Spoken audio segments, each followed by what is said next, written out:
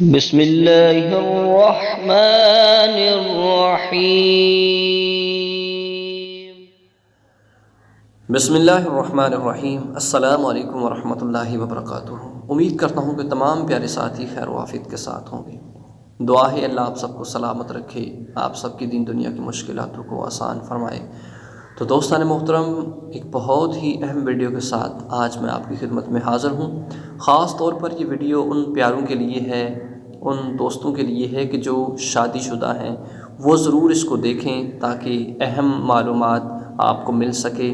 اہم ویڈیو ہے کہ زندگی کے اندر کچھ ایسے لمحات، ایسے موڑ آ جاتے ہیں کہ جب انسان کوئی غلطی کر بیٹھتا ہے تو اس کا نقصان ہو سکتا ہے۔ تو یقیناً جب شادی کر لیتے ہیں تو حدیث مبارکہ میں بھی آتا ہے کہ میاں بیوی کی آپس میں ایک لذت ہے، وہ لذت کس طرح ملتی ہے؟ وہ ہم بستری ہے کہ ہم بستری کے ذریعے دونوں ایک دوسرے سے لذت حاصل کرتے ہیں کہ اس دوران کچھ ایسی غلطیاں ہیں کہ جن کو انسان کر بیٹھتے ہیں کہ جس کا بہت زیادہ نقصان ہو سکتا ہے، جس کا ساری زندگی کوئی نہ کوئی پریشانی ہو سکتی ہے۔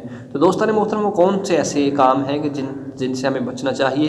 تو دوستان محترم، آئیے سماعت کریں کہ شادی شدہ حضرات صرف اس ویڈیو کو دیکھیں، جو کنوارے ہیں وہ اس ویڈیو کو نہ دیکھیں۔ دوستان محترم، اس سے پہلے اگر چینل پر نئے ہیں تو چینل کو سبسکرائب کریں، ویڈیو کو لائک کریں اور ایک پیارا سا اچھا سا محبت بھرا کمنٹ ضرور کیا کریں۔ آج میں آپ کو بتانے والا ہوں کہ جب آپ ہم بستری کرتے ہیں کہ ہم بستری کے دوران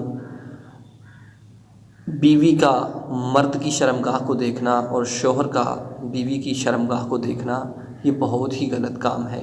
ایسا کرنے سے، دیکھنے سے نقصان ہو سکتا ہے۔ نقصان کون سا ہو سکتا ہے؟ سب سے پہلا نقصان تو یہ ہے کہ آپس کی محبت میں کمی آ سکتی ہے۔ دوسرے نمبر پہ آپ کی قوت مردانگی جو ہے اس میں کمی آ سکتی ہے۔ تیسرے نمبر پر جو اولاد پیدا ہوگی اس کے اندر اولاد جو ہے بے حیا ہوگی، آپ کا کہنا نہیں مانے گی۔ جب بڑے ہو جائیں گے تو وہ آپ کے اوپر یعنی کہ اس کا نقصان ہو سکتا ہے۔ جب اولاد کہنا نہ مانے تو انسان کتنا پریشان ہو جاتا ہے۔ تو ہم بستری جب بھی کریں تو سنت طریقے کے ساتھ کریں، سنت طریقہ اپنا کر کریں۔ ہم بستری کرنے کا بہترین طریقہ یہی ہے کہ حضور علیہ السلام کی سنت پر عمل کرتے ہوئے کیا جائے تاکہ اس کا بہترین فائدہ ہو سکے۔ زندگی کے اندر بھی آپ کی آپس کی محبت کے اندر بھی اس کا بہترین بینیفٹ اور فائدہ مل سکے۔ جب آپ ایسا کرتے ہیں تو اللہ آپ پہ اپنا خاص کرم فرمائیں گے۔ آمین ثم آمین۔ وآخر دعوانا ان الحمد للہ رب العالمین۔